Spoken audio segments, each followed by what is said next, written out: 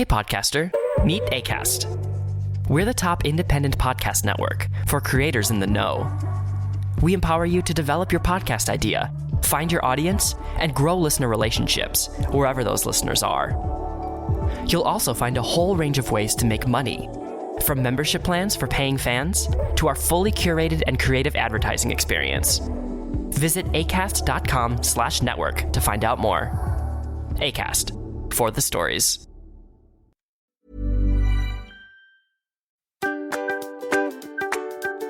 Welcome to the Rus and Shine podcast, featuring us, the Swedish sisters, Josephine Rus and Victoria Rus Olsen. Based in Brighton and Atlanta, we share experiences from our international lives and careers.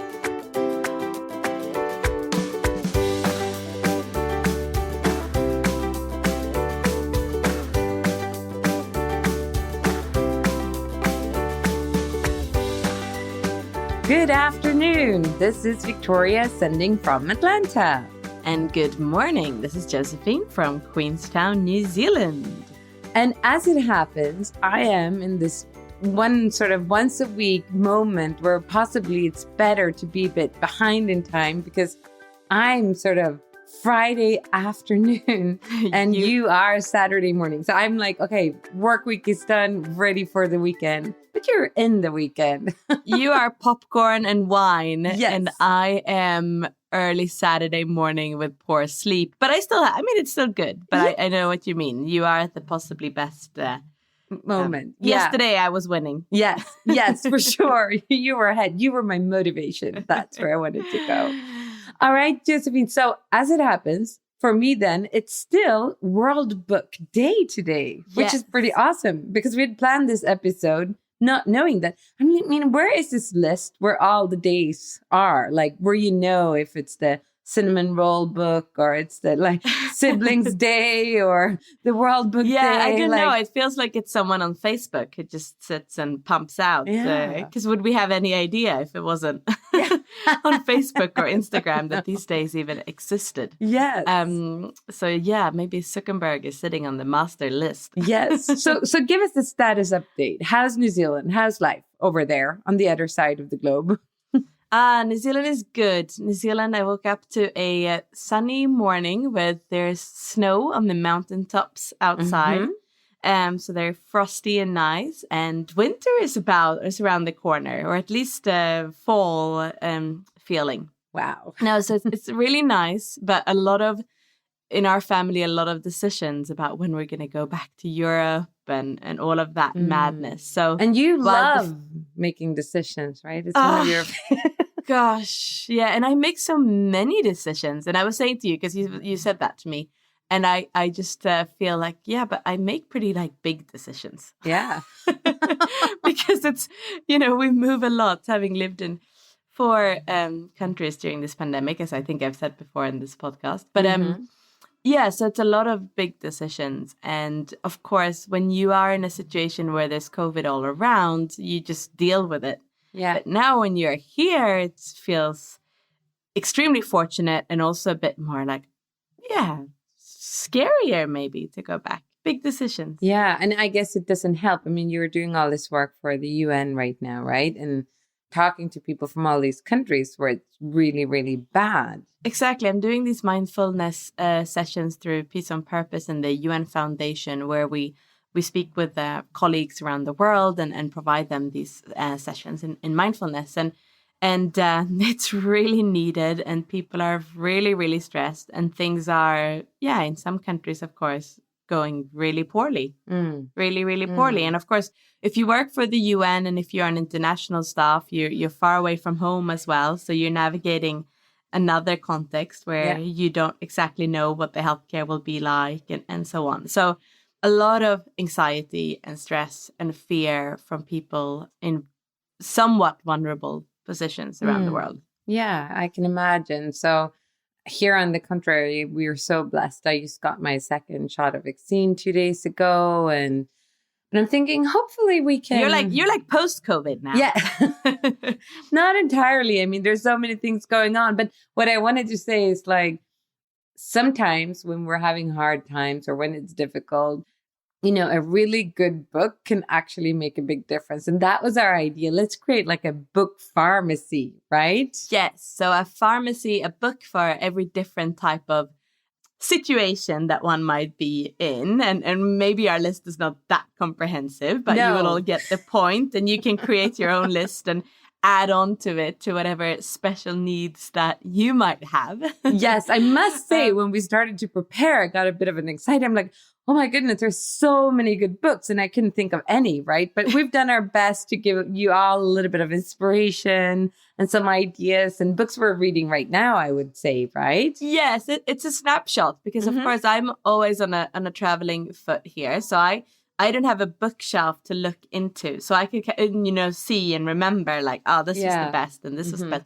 So I've shared a lot of what's on my Kindle at the moment, but there are a lot of good books on the Kindle at the moment. Yeah, they are. So the setup sort of for this episode, we thought we will share a list, and we haven't listened to each other's list. We've sort of kept it a little bit secret to see what different books we'll have on there. We'll also talk a little bit about book club ideas and best practices around that, because I know many people want to hear more about that. And then I think our listeners want to listen to, our book club in Brighton and in Alpharetta, these sister clubs existing on different sides of the world. And also, I would say the book club is the reason that I have so many books on my Kindle at the moment, that I'm actually reading so much. It's really helping me to power through. and I think you are in the time of life where I also didn't read that much when the girls were that young, right? Because super busy with career and young children. But now it's like 2 teenage girls. It's like, no, the only thing competing with my reading is my husband wanting us to watch the Netflix together, right? But it's like, which is also nice. But so that's it. And we want to give you a little bit of inspiration where else you can find more books to read, and how you can share your books with us. And but really sitting and preparing this list. So I took 30 minutes today and sort of tried to think about all the books I love. It made me think of a moment. So my eldest daughter, Isabel, she's a senior in high school. So by the way, that's something cooking over here in Atlanta. We're preparing this graduation party for her, and she's off to college and all of these different things, right? Yeah. But as it happened, she changed schools in the past 4 years 3 times, because first it was the Swedish school system. So she was like for the Swedish listeners in högstadiet, then she went on to gymnasiet, and now she's in high school, right? And finishing off and doing her final 2 years in high school over here. And in all these 3 different schools, they have read The Great Gatsby, the same book, like in her literature course. It's like, and the book of the semester is going to be The Great Gatsby. So and she's had it for 3 times. Yes, 3 times. So I'm like, oh my goodness, how is this going? And she said, well, actually, it is extremely interesting, because all the 3 teachers have been very well educated, but they've also had very strong opinions on the book. Right? On like what part, how all these different things, what they really mean, and the behind the scenes and ideas and thoughts, and they have all been quite different. So that for her in itself, I mean, she's going to study, her undergrad now is psychology. So it's been such a good point of discussion for us that, so all these educated teachers, this very famous book, but very varied views of like what to read into it and how to use it and what was really good and how to evaluate the different characters. But that's fantastic. I mean, that just really shows the richness of books and how much meaning you can get out from it, right? And of course, depending on what you want it to be as well, and however it relates to your life. But that is what's been so amazing with these book clubs as well. And just get to see people's perspectives. And sometimes you pick up all on the obvious. And sometimes these perspectives are, oh, wow, I had not thought about that at all. Yes. I can walk away from a book club thinking that I liked the book a little bit more than I did before I got there, right? I was like, Absolutely. Me too. And I would love to see. And I mean, I think we both adore our book club and the people in it. But I think that it would be quite a different things that we would reflect on in Brighton. Yeah. Which is more like if we give the stereotype more progressive and, the UK, and then we have more maybe traditional Atlanta. Is that a way of describing Atlanta? Or at least from the outside, maybe one could say that. The better way in Atlanta.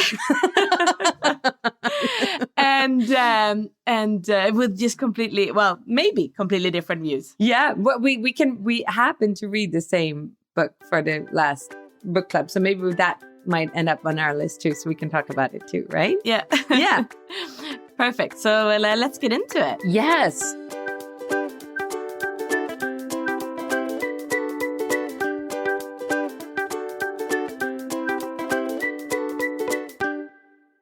All right. So let's start like the categories here that we've started. Which one shall we start with, Josephine? On our our pharmacy. On our pharmacy. Well, should we start with a book for a difficult time? How uplifting. But it is a pharmacy after all. Yes, all right. Okay, so a book for good love. Do you have a book for good love? No, I'm just kidding. You go ahead. Let's start with the book for a difficult time and you get to start. Okay, a book for a difficult time. Okay, well, now it doesn't feel so uplifting, but oh well. It's a book like the one that I'm recommending. Mm-hmm. So there's two actually. So one, good, because I'm not sure. I was moving some books around which category they actually fit into. But all right, okay. Mm-hmm. So both of us in our book clubs have just now read The Midnight Library. Oh, yes. That's a really good idea to put it there. Matt Haig, who is based in Brighton, yes, where I live. Yes. So very subtly uplifting in the sense that it provides us opportunity to think about our life and our regrets. Yes. But maybe realizing that going back and changing it is not what's the most important. Yeah. Okay. I think we can share just a little bit more around the plot of this book, because I think you see it very quickly and it sort of describes it at the start. Yeah. So basically the main character is having a life that she feels pretty miserable in. And she decides to commit suicide. And she dies, but she doesn't get really to heaven or hell or anything like that. She ends up in this midnight library. Mm-hmm. In this library, it's so interesting. She meets her librarian from her like middle school or something like that.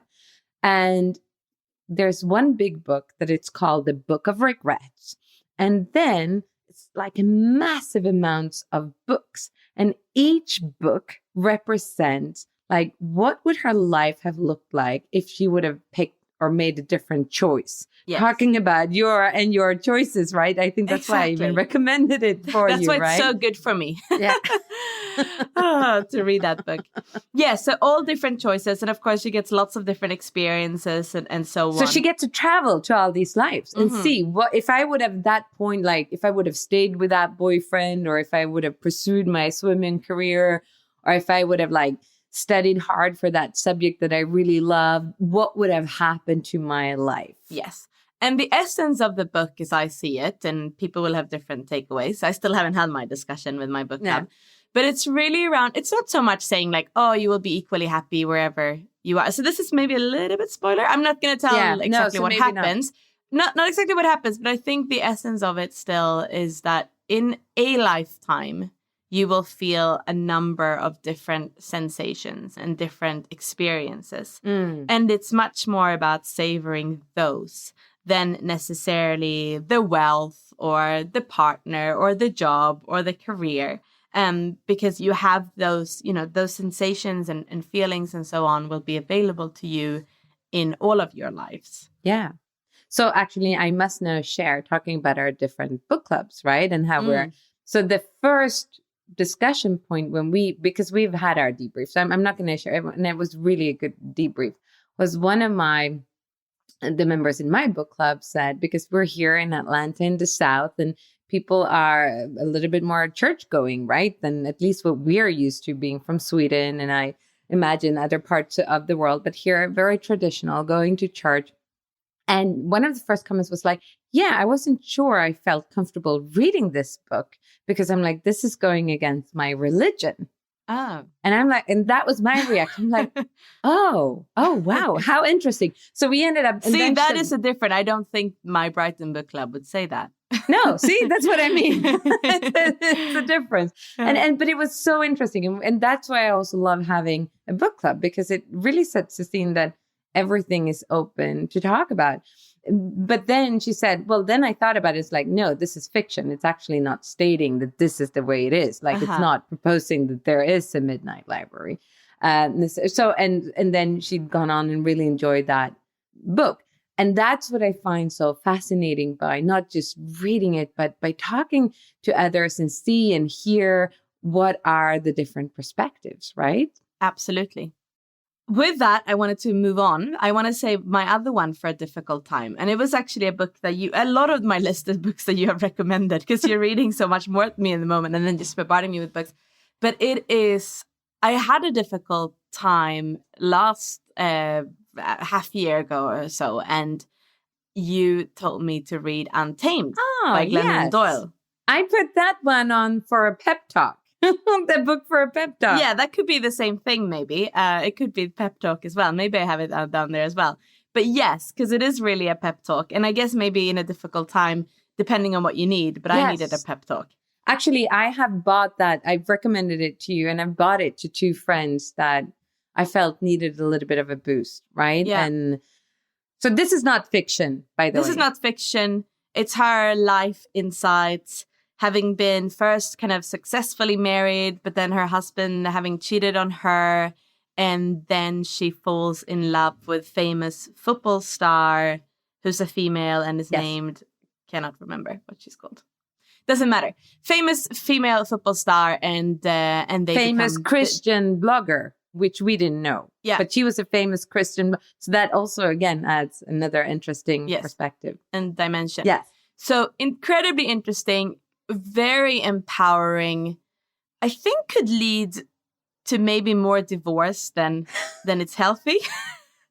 Like, she's all about, finding the essence of you, right? And like break free, I would say, is a big message in it. But it's incredibly... So I actually gave it to a friend who just got divorced. Yeah. Because I thought So maybe that's our list, a book for a divorce. Well, that's awful. No, well, but maybe, I mean, that's what. No, but I mean, not for divorcing, but if you have divorced, it's a good book to read. Yeah, and I think for me, who's not planning to have a divorce and feel pretty happy, I felt that it was a really good pep talk. Like, it was just really, and I thought it was fun and crazy, and also good insights on bringing up children, and I like that. Yeah, it's really good. Okay, now you pick something. Well, let's go for a book for a good cry and laugh. I made it into the same category, actually. And I have two books here. Well, actually, I have one author and another book and an author, because there's one author and his books makes me both cry and laugh. And it's the Swedish author, Fredrik Backman. Oh, yeah. And a man called Ove. And I think I actually really, really like Britt-Marie Was Here. Have you read any of his books? Yes, I have. No, I love them too. They are very kind of, would you say subtle humor? Or it's like under humor. It's tragic comic, but it's always fun and always with deeper insights. Yes. So that's one that I really can recommend. A Man Called Ove, Fredrik Backman. Or Britt-Marie Was Here, both of them. And shall I take my second one on this one in the category too? Go. The category or book? Because you can't change category yet. No, I'm still in the same category. Okay. Mm-hmm. Yeah. So, and this book could have gone in so many different categories, but I put it here. So this is a nonfiction book. And it is actually, I guess, not supposed to make you laugh but it's called The Person You Mean to Be by Dolly Shug. And it's about how good people fight bias. And I think it's one of the best books that I've read in this past year. And I think the reason why it may make me cry or laugh and cry, even almost like, so this is this author, and she's writing this amazing book about all of us trying to be sort of goodish and trying to do the right thing, but sort of not really, and not really knowing what to do and how to do it, and probably failing all the time. And actually just really opening our eyes to what is actually happening. So it's full of stories and examples and facts and like so many insights, which basically sometimes really almost want to make you cry. But also, like, I love how she starts out. One of like the starting point is like, yeah, I'm not really an activist, but now somehow I'm lying on the floor at the department store Toys R Us with like makeup blood on top of me and pretending to be dead, right? So they're just like, and I'm doing this and I'm super stressed and somehow I should be really focused on this. But at the same time, I'm sort of looking around the aisles to see if there's possibly could be any good Christmas gifts for my children while I'm doing this. And I just thought it was like just bringing in all the good, like interesting things that we think about. And no, I would recommend everyone I know really to read that book. Okay, perfect. Say it again, the name? The Person You Mean to Be by Dolly Chugg. Oh. And it's about how good people fight bias. So it's a little bit challenging, thought-provoking, and you learn a lot of things reading this book. Fantastic. When I saw that category, a book that made you cry, it reminds me of a book that we share. So, Vic, you're 10 years older than me. And do you know which one I'm going to mention? Yes, I know. Yeah. So you were an exchange student in the US, and we were visiting early you 90s. In early 90s. And our parents had rented a car and we drove like across 25 states. So you picked me up in Kansas and we were driving through Oklahoma and all these states going down to the south. Yes. And we passed by all of these Indian reserves and you picked up a book about an Indian girl. Yeah, about a white who was girl. Enslaved. Yes, by the Indians, but ended up marrying the Indian chief. And oh my goodness. I wonder how that book will hold up today. But you were crying through the whole book. Our dad was, completely upset with you. That I wasn't looking at the beautiful Oklahoma landscape, but reading. Exactly. And you gave it to me on my 18th birthday. And I think I cried a lot as well. And then you reminded me that I probably don't know where the book is now. So I haven't kept the sentimental value of it. Do we know the name of this book? No, we don't. But you know what? It was based on a true story. I just want to point that out. So it wasn't sort of made up. It was really based on a true story, what happened with this woman. That's a great book recommendation. We don't know the name or the author. But anyone, true story about white girl marries Indian. Yes, exactly. Chief. Yes. Yeah. Mm-hmm. Okay, Mm-hmm. Great.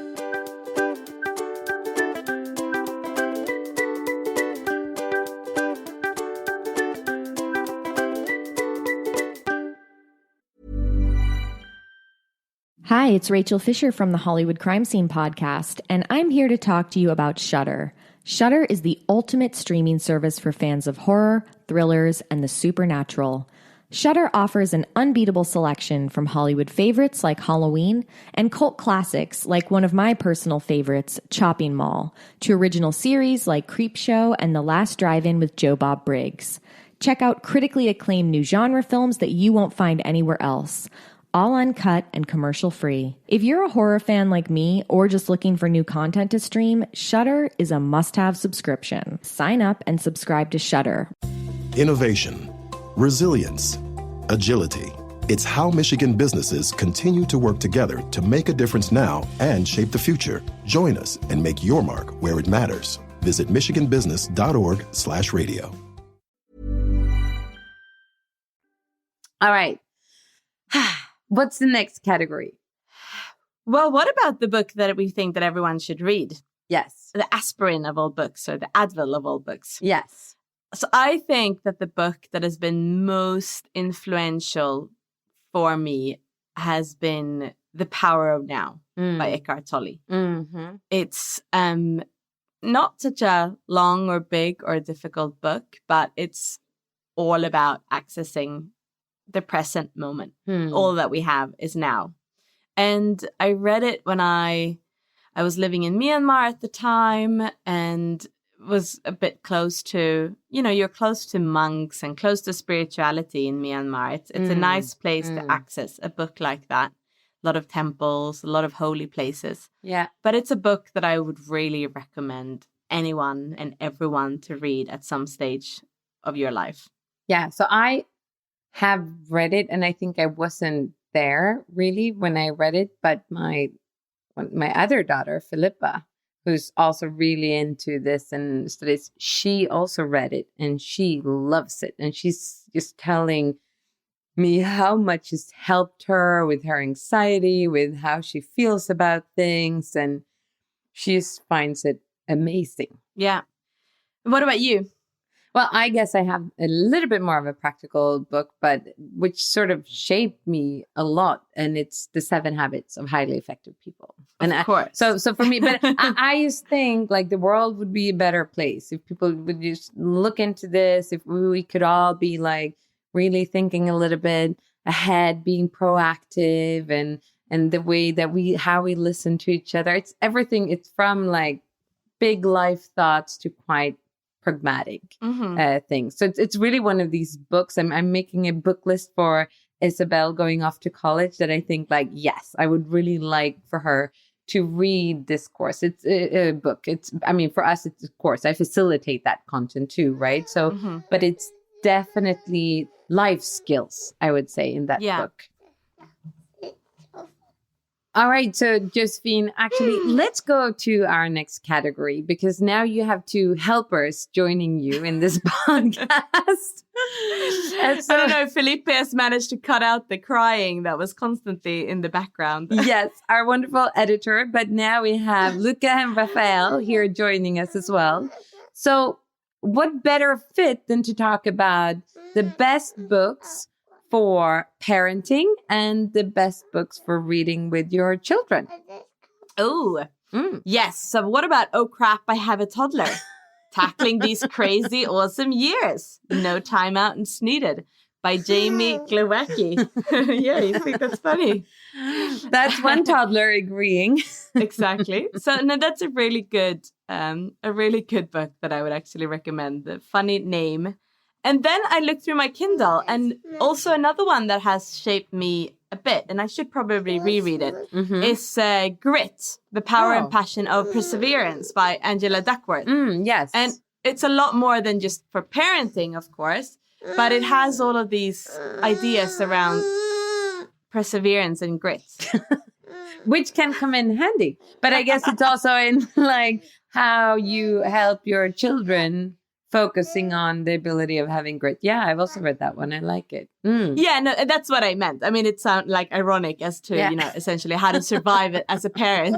But that is not what I meant. But what it is really about is to think around motivation and about, should they go to football class or not after school, and how to think about it when they want to stop. So a lot of practical things around that, which is based on the latest science, which is very different. It's that whole reward system, right? That actually takes away motivation more than adds to it. Yeah.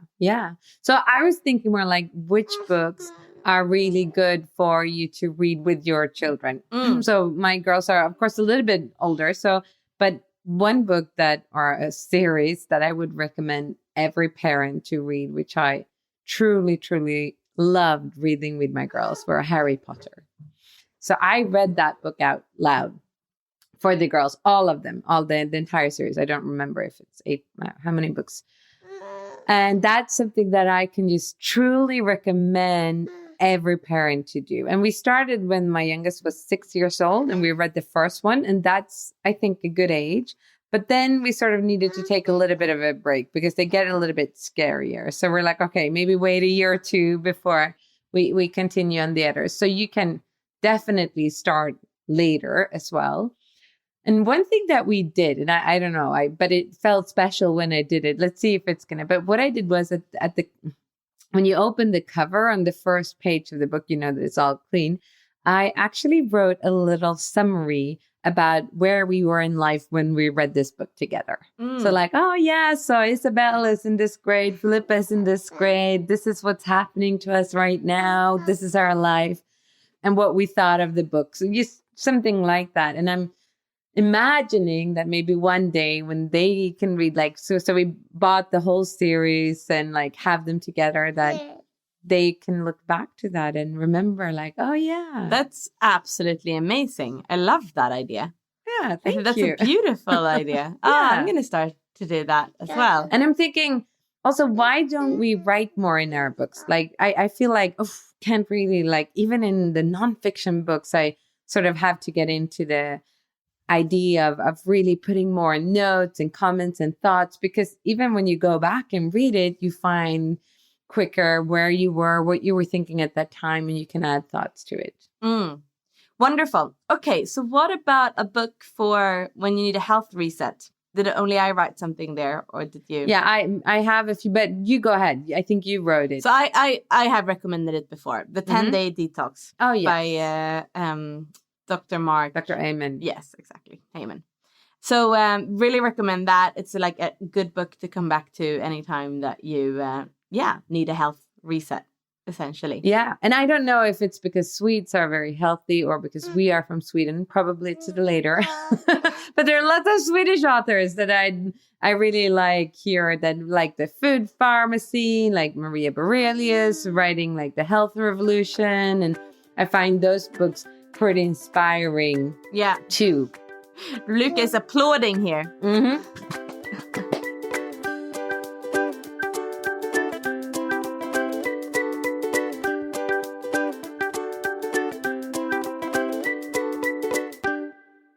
So what about the next category, which is sort of when you want to learn a little bit more about history, but still want to stay in fiction? Do you like historical fiction?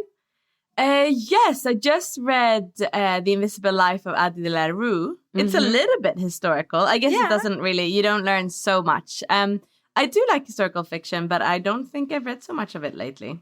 No, I like it too. I haven't, I do. I have read, I've read quite a few books on that, but one series, a trilogy that I wanted to recommend to everyone that I found was really, really great is the Ken Follett, the Century trilogy. Oh, yeah. I think I might have recommended it before. Yeah, I think I've gone like half. It's a lot. Oh, but I have they read are a bit. bricks, right? They are massive. But let me tell you sort of the plot here.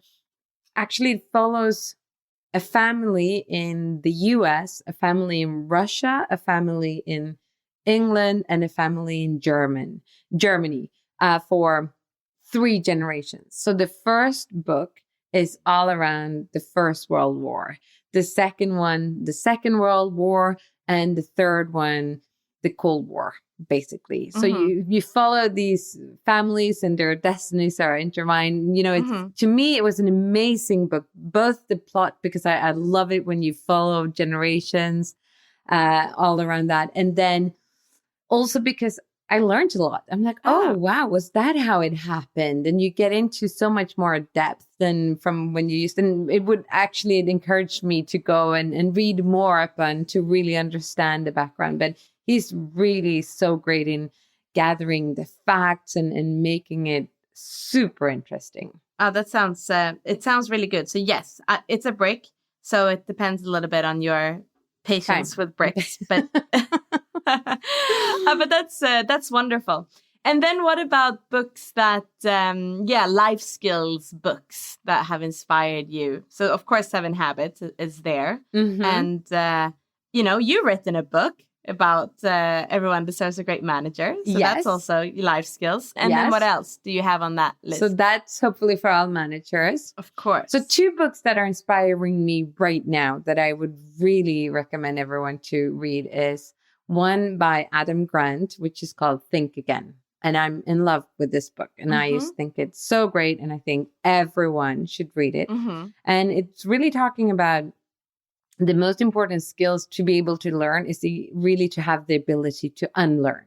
Because so many things, because the change is so fast that what was true yesterday is not necessarily a fact today, right? So how experience sometimes also can be quite dangerous even. And it's really talking about not putting things into the boxes of sort of black and white, yes or no, I'm for this or I'm against this, but really our mind and ability to see beyond that and to not be afraid of failure or be wrong, right? But all of that. So I'd recommend everyone to read that one. Okay. What about you? I need to put it on my list. For life skills, one that has been really helpful, quite practical, probably falls within the self-help category, but it's Tony Robbins' Awakening the Giant Within. Mm-hmm. It's very inspirational. I think it gives a lot of practical ideas and insights and exercises to just bring a positive mindset. It feels so, it's so out. It's not trendy right now to just have a positive mindset. But if that is a feeling that you want to strive for, which I still resonate with, it really is a good book in how to create a life where you are feeling the way you want to feel. I should give that book a chance. It's just something about me that stops me from wanting to read it. But yes, I have. You really should, because you are, a facilitator, and you're very you are a lot of energy. You're a lot of, you're in Sweden. You're you're almost an American facilitator, right? And here you have to be extra more American. So. Yes. Tony Robbins can teach you that, add some extra. So maybe that's why I don't know. Maybe. I don't know. Maybe that's what's stopping me. But I know a lot of people loving that book. Yes. And then another life skill, which again, you recommended to me, is Stillness is Key. Oh my goodness. That was going to be my second book. Oh, good. So Stillness is Key with Ryan Holiday, which I also think that everyone should read. Yeah. I really wanted my husband to read it immediately, but he's had some resistance to that. But it's do you want to say anything about it? You know what? I think about that book every Sunday when I'm on the tennis court. So it's funny, but it's just the fact of being in the movement, right? And being in the presence and cleaning things out. I think it's just really helped me. And I've really tried to work with that. So just listening to the title, it's understanding that sometimes we just need to clear our mind. Yes. And just be.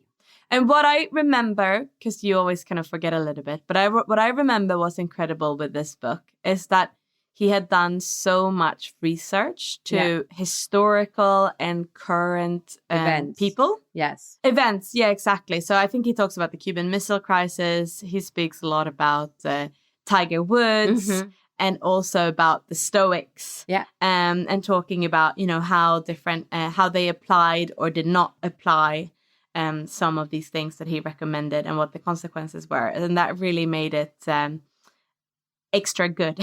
Yeah. It really elevated that book a few more levels. Yeah. No, oh, what a lovely sort of ending to this. I think you're absolutely right. A book for everyone to read, I would say. So on that note, I mean, writing or reading, it's about embracing stories. And I read a lot of fictions, as you know, and I do also read nonfiction, but I do like fiction even more. But one amazing book that I found, I think sort of in some store in New York when I was there visiting you, or I think, I don't know, but it's called, so I wasn't aware, but there's this storytelling club called The Moth. Are you aware of them? Yeah. All right. So they actually have these books where they compile some of the best stories that are being told. And the one of the books is called All These Wonders. So true stories about facing the unknown. And it's amazing. And you just hear these stories that people... It's a podcast, right? It might be a podcast too, right? But it's this book. Yeah. I read it in the form of a book. And the book is awesome. And you can... And for those of you who have a lot of things to do and they're super busy and have not really gotten into reading that much, or right now maybe having toddlers or whatever, this is good because each chapter is one story. Great. Okay, I'm going to read that one. So you can read it and put it away and read it again. And these stories were amazing. Like really crying, laughing, learning new things. And I'm just thinking the power of storytelling is amazing. Oh, yes. So that's wonderful. We had promised that we were going to go into the book club idea. And maybe we just touch upon that briefly because it's been a long episode already. But you have had book clubs for quite a while. And I've kind of had that on my list, but also felt that, it's somehow had some resistance to it. Yeah. I organized one now with with parents, but they're only mums in Brighton. And honestly, I felt like it's such a good way. It's been such a lovely way to connect with other women in Raphael's class. And it's been such a nice way to actually get to more reading. Yeah. And on that, because you were also mentioning it's good to read fiction sometimes. I'm just reading a book that I also really recommend, but it's only in Swedish. We talked about it a few times ago about being screen smart. Mm-hmm. But there he talks about the brain, Mattias Ribbing, and he talks about how reading fiction really helps our abilities to visualize.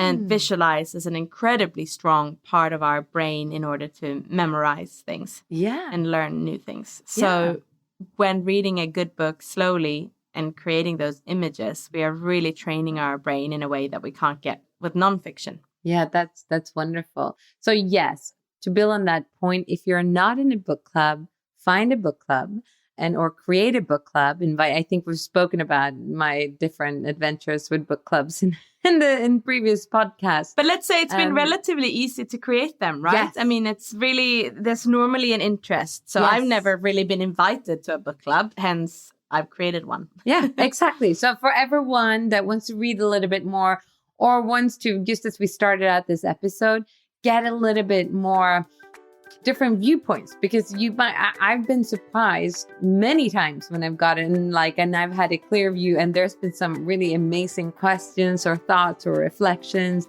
that made me see the book in a new light too, right? And it makes you read books that you would not have chosen. Yeah. Also. Yes. Which is really good. Yeah. I read some that I absolutely would have not chosen this year, but they have given me new insights and inspiration. So we're going to ask you to post on our Instagram some of your favorite books that you want to recommend to other fellow Rosenshine listeners. And it is so amazing. We're so grateful to have listeners from 70 different countries across the globe. So maybe perhaps please share a book from your country. That would be amazing, which is like a great author.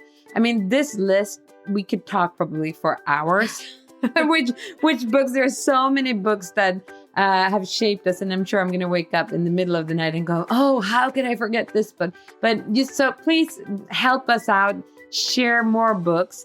I have a very modest little Instagram called Bix Reading List, where I'm also sharing the books that I'm reading, and I sort of started it just to remember all the books that I read from the past year. Yeah, that's a great idea. So you could have just looked at that one, or maybe you did. I did. But then I thought, okay, I need to go back for that's just in the past. So I did that. And another thing that I like, and I'm a member of the Goodread club, or it's not a club, but there you also have, I like reading what people are recommending and seeing their different books. And so that's also a great go-to place if you want to have some inspiration on that. Wonderful. Well, thank you everyone for listening to this episode, and hope you've enjoyed. Hope you get to pick up a really nice book after this. And yes, please recommend your best books and we'll share. Awesome. Thank you so much, everyone, for listening. Take care of yourself. Take care. And enjoy your next reading experience. Bye. Bye.